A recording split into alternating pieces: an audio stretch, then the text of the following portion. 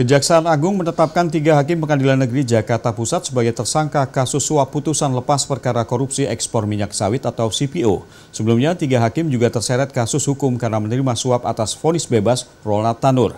Ternyata 2 kasus vonis bebas dan lepas ini mempunyai hubungan. Lalu apa hubungan kedua kasus ini? Berikut informasinya.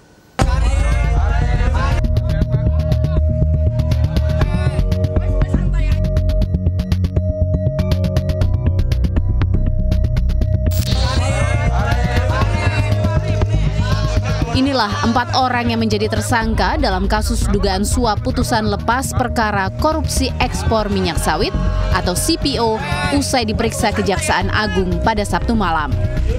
Mereka adalah Muhammad Arif Nurianta, MAN, mantan Wakil Ketua Pengadilan Negeri Jakarta Utara yang saat ini menjabat sebagai Ketua Pengadilan Negeri Jakarta Selatan. Wahyu Gunawan, WG, Panitera Muda Perdata Pengadilan Negeri Jakarta Utara. Marcella Santoso, MS, dan Arianto AR yang bertugas sebagai perantara. 2 hari berselang, Kejaksaan Agung kembali menetapkan 3 tersangka lain, yakni 3 orang hakim. Ketiga hakim itu adalah Hakim Juyanto, Hakim Agam Syarif, dan Hakim Ali Muhtaro. Bahwa ketika hakim tersebut mengetahui tujuan dari penerimaan uang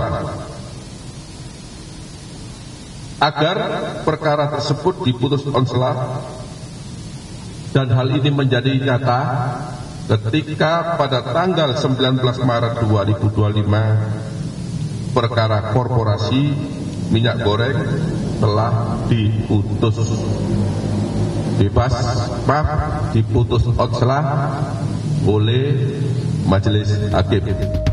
Usai Kejaksaan Agung menetapkan 7 tersangka yang diantaranya hakim dan panitera pengadilan, Mahkamah Agung pun memberhentikan sementara mereka yang terlibat, yakni 4 hakim dan seorang panitera PN Jaksel. Kita semua wajib menghormati asas praduga tidak bersalah selama proses hukum berlangsung.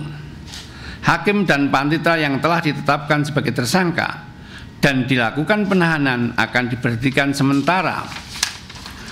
Jika telah ada putusan yang berkekuatan hukum tetap, akan diberhentikan tetap.